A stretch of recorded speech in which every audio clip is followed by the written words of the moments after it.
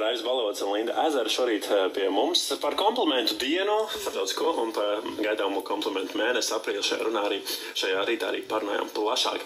Šobrīd 7:32 minūtes un mūsu brīnišķīgā kolēģi Ilzi devusies ārā ar ārkārtīgi skaistu cepuri un zīmiem un drosmīgi šajā tumsā. Ilze, labrīt! Labrīt! Labrīt, Ilze! Paldies, mīļie kolēģi, paldies, labrīt skatītāji, labrīt kolēģi.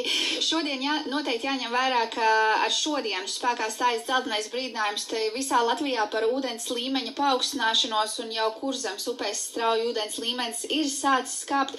Vietām tas paaugstinājies par 1,5 metru, tādēļ iedzīvotājiem jābūt īpaši piesardzīgiem. Var aplūst zemākās vietas, upju palienus un vēl svarīgi atcerēties, ka uz ledus nekādā gadījumā vairs nedrīkst kāpt. Bet vairāk par gaidāmo laiku.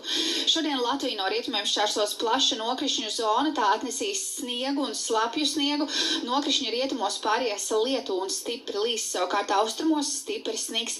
Vēja brāzmas pastiprināsies līdz 15–20 metriem sekundē, galvenokārt piekrastē, bet arī citviet Latvijā vējš būs brāzmains un maksimālā gaisa temperatūra līdzīgi kā vakar arī šodien būs +1, +5 grādi.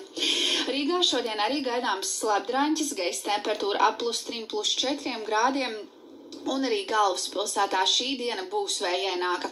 Savukārt turpmākajās dienās gaisa temperatūra jau pakāpeniski sāks pazemināties. Ceturtdien kā naktī, tā arī dienā 0, +4 grādi, bet piekdienas naktī visā valstī gaidāms sals. Un termometrs tabiņš noslīdēs līdz 0, -5 grādiem. Un tad atkal vairāk sagaidīsim sniegu.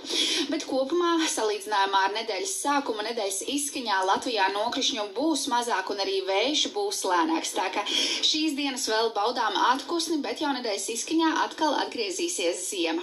Šobrīd man tas viss un atgriežamies pie jums studijā.